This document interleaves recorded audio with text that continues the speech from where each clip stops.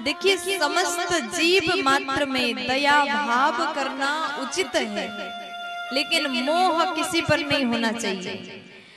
आपको भगवान ने इंसान बनाया तो सबको प्रेम करिए, सबको प्यार करो, दया भाव करो, लेकिन किसी के प्रति इतना मोह भी नहीं होना चाहिए, उसके बिना आप जी नहीं पाओ।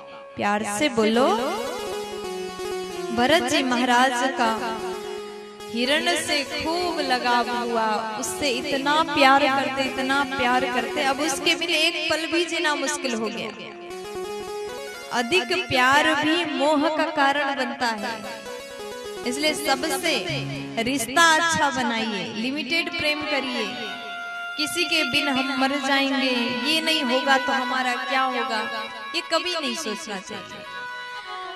आज भरत जी महाराज सुबह सुबह उसको खिलाते पिलाते हैं, सुलाते हैं, सब उसका काम करते हैं, लेकिन वो थोड़ी देर के लिए भी कहीं जाता है तो उनका मन विचलित हो जाता है। हिरण के बिन उनको बड़ा ही कष्ट होता है। और एक दिन भरत जी महाराज अपना काम कर रहे थे, चारों ओर हिरण को देखते हैं, ढूंढते हैं, कहीं पर भी नहीं मिला। भरत जी को छोड़ करके कहीं और चला गया वो हिरण। वो जंगल का जानवर है तो जंगल में ही जाएगा, चाहे जंगली जानवर को कितना भी आप घर में बंद करने की कोशिश करोगे, मौका मिलते ही वो अपनी जगह पर चला जाएगा। इसलिए किसी को भी इतना बांध करके नहीं रखना चाहिए। भरत जी महाराज पहले तो 24 घंटा भजन करते थे, अब भजन का संख्या कम हुआ, हिरण से ज्यादा मन लगाने लगे, उसी से प्रेम करने लगे, उसके बिन नहीं रह सकते। हिरण तो छोड़ के चला गया, भरत जी अत्यंत विचलित हो गए। हिरण ने खाया होगा कि नहीं खाया होगा, क्या कर रहा होगा, कहाँ गया होगा, कैसा होगा, वही चिंतन करते करते भरत जी महाराज का अंतिम समय आया। और अंतिम समय में भरत जी महाराज ने हिरण का ही चिंतन किया, प्राण छूट गया तो अगले जन्म में हिरण ही बनना पड़ा। देखो, आप जिसका बहुत ज्यादा चिंतन करोगे अगला जन्म उसी का मिलेगा। आप चाहे कितना भी मन लगाने की कोशिश करिए भगवान में, फिर मन नहीं लगेगा, क्योंकि आपने चिंतन किसी और का किया। जिंदगी भर भरत जी ने भजन किए, लेकिन हिरण में मन ऐसे लग गया, अंतिम समय में भी वो हिरण का ही चिंतन करके प्राण छूट गया। अगले जन्म हिरण का ही प्राप्त हुआ। लेकिन भरत जी महाराज को पूर्व जन्म के सत्कर्मों के कारण सब कुछ याद था। भरत जी महाराज हिरण बनने के बाद भी भगवान का भजन नहीं छोड़ते, वही नदी के तट पर बैठ करके भगवान को याद करते रहते हैं। इसलिए तीसरा जन्म फिर मनुष्य का मिला, मानव तन उनको प्राप्त हुआ। अंगिरस गोत्रीय ब्राह्मण के घर में उनका जन्म हुआ। संयोग से फिर से उनका नाम भरत ही पड़ा। अब उनके पिताजी हैं, भैया हैं, भाभी हैं घर में। इस बार भरत जी ने विचार कर लिए, चाहे कुछ भी हो जाए, कुछ भी हो जाए, इस जन्म में मैं किसी से बात नहीं करूंगा, अपने जीवन को ऐसे ही बर्बाद नहीं करूंगा। भगवान ने कृपा करके फिर से मनुष्य बना करके भेजा, अब मैं भगवान को प्राप्त करके रहूंगा। भरत जी महाराज अब 24 घंटे भजन करते हैं, किसी से भी बात नहीं करते। संसार के रिश्ते तो है, लेकिन कहीं उन्होंने अपने मन को नहीं लगाया। अब पिताजी भरत जी को बिठाल करके पढ़ाते हैं, गायत्री मंत्र पढ़ाते हैं। थोड़ी देर बाद पूछते हैं, भरत जी जान करके भी अनजान बन जाते हैं। आज मैं पढ़ूंगा, फिर कल पढ़ाएंगे, फिर परसों पढ़ाएंगे, फिर यही चक्कर में मैं फंसूंगा और भगवान का भजन कब करूंगा। इसलिए भरत जी महाराज सब कुछ जान करके भी अनजान बन जाते हैं। पिताजी जब पूछते हैं तो कुछ भी नहीं बताते, बोलते ही नहीं। तब भरत जी के पिताजी ने कहा, ये तो बिल्कुल जड़ के समान है, इसलिए उनको जड़ भरत कह दिया। तब से सब कोई भरत जी को जड़ भरत कहते हैं। बोलिए जड़ भरत जी महाराज की जय हो। अब भरत जी महाराज इसी प्रकार हर रोज भगवान का चिंतन करते हैं, ध्यान करते हैं। और एक दिन उनके पिताजी भी भगवत धाम चले गए। उसके बाद में घर में केवल भैया हैं, भाभी हैं और भरत जी महाराज हैं। अब भाभी को लगता है कि ये भरत दिन भर खाता रहता है, खूब मोटा है, कभी काम नहीं करता। एक दिन खेत में भेज दिया, खेत में फसल लगाया है, जाकर के देखो कहीं चिड़िया आकर के न खा ले। भरत जी चले गए खेत में और देखते रह गए, जैसे चिड़िया आए सबको खूब खिला दिया, जितने अनाज लगाया था सब खिला दिया। भाभी जी ने जैसे देखा खूब क्रोध करती, गुस्सा हो जाती है। भैया से बोली कि आपका भाई जो है दिन भर घर में बैठ करके खूब खाता है, कोई काम ढंग से नहीं करता, इसको घर से निकाल दीजिए। जैसे पत्नी ने कहा, पति भी मजबूर हो जाते हैं। देखो कोई भी पति अपनी पत्नी की बात नहीं टाल पाता। अब जैसे पत्नी ने कहा, अपने भाई को घर से निकाल दिया। भरत जी महाराज ने कोई उत्तर नहीं दिया, कोई जवाब नहीं दिया, चुपचाप घर से निकल गए। अब भरत जी महाराज बाहर निकल करके गए हैं, रास्ते में चल रहे हैं, इतने में भीलों ने उनको पकड़ लिया। मंदिर में बलि चढ़ाने के लिए भरत जी महाराज को लेकर के गए। जैसे माता रानी के सामने लेकर के गए और तलवार उनके गर्दन पर रखा। जैसे भरत जी के गर्दन काटने वाले थे, इतने में माता रानी प्रकट हो जाती है। बोलिए भद्रकाली माई की। मैया प्रकट हो गई, वो तलवार हाथ में लिया, दुष्टों का संहार किया, भरत जी की रक्षा किया। देखो माता रानी कभी नहीं चाहती कि बलि ले। आजकल लोग बलि चढ़ाते हैं, बलि प्रथा। बलि प्रथा का मतलब क्या जानते हैं आप लोग? बलि चढ़ाने का मतलब क्या है?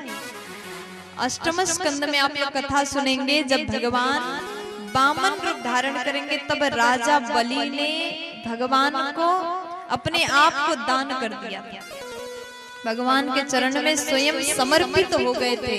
राजा बलि के समान दान को बलिदान कहते हैं, लेकिन आजकल लोगों ने अर्थ का अनर्थ कर दिया। कोई भी माँ, कोई भी माता रानी अपने संतान के बलि नहीं चाहती। बलि दान का अर्थ है राजा बलि के समान दान को बलिदान कहते हैं। आज माता रानी ने भरत जी का रक्षा किया। उसके बाद भरत जी महाराज मैया को प्रणाम करके वहां से आगे बढ़े। इतने में सिंधु सौवीर देश के महाराज रहुगण पालकी में सवार होके जा रहे थे। 4 कहारों ने उनके पालकी को कंधे पर उठाया था। चारों में से एक व्यक्ति बीमार पड़ा। उसके बाद में राजा ने कहा, ये मेरा राज्य है, कोई भी मिले उसको लेकर के आओ और उससे पालकी उठवाओ। भरत जी मिल गए रास्ते में। अब भरत जी महाराज को लेकर के गए, कंधे पर पालकी रख दिया। भरत जी महाराज पालकी को उठा करके जा रहे हैं। इस जन्म में भरत जी का प्रण था, चाहे कुछ भी हो जाए, मैं अपने द्वारा एक भी पाप नहीं करूंगा। अपने चरणों से, पैर से छोटा सा जीव भी ना मरे, उनका प्रतिज्ञा था, एक भी पाप नहीं करूंगा। भरत जी चल रहे, इतने में रास्ते में चींटियां चल रही हैं। भरत जी ने थोड़ा सा छलांग लगाया, आगे पैर को रखा, राजा को यहाँ पर लग गया पालकी में। अब राजा को बड़ा क्रोध आया। उसके बाद राजा रहुगण बोले, ये कौन चल रहा है ऐसे? अच्छे से चलो, ढंग से चलो। चिल्लाने लगे। अब 3 व्यक्ति बोले कि ये जो अभी अभी आया है,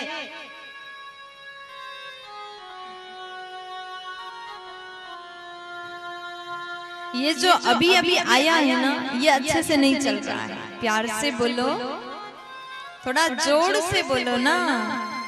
अब उसके बाद में राजा ने चिल्लाया, ढंग से चलो बोल दिया। फिर थोड़ा सा आगे जाने के बाद भरत जी ने फिर से रास्ते पर छोटे छोटे जीव को देखा। अब भरत जी ने अपने पैर को थोड़ा और आगे किया, जैसे पालकी हिला, राजा के फिर से यहाँ पर लग गया, अब तो घाव बन गया। राजा को अत्यंत क्रोध आया और पालकी में बैठे बैठे राजा रहुगण कहने लगे, अरे ये व्यक्ति जो है, जो अभी आया, दिखने में बड़ा दुबला पतला है, जबकि भरत जी मोटे थे, उनका शरीर मोटा था। राजा ने व्यंग्य वचन प्रहार किया, दिखने में बड़ा दुबला पतला है, बेचारा खाता नहीं होगा। खूब व्यंग्य वचन प्रहार करके भरत जी को पीड़ा पहुंचाया, भरत जी को खूब सुनाया, दिखने में बड़ा दुबला पतला है, खाता नहीं होगा, अरे मैं तुम्हारा चिकित्सा करूंगा।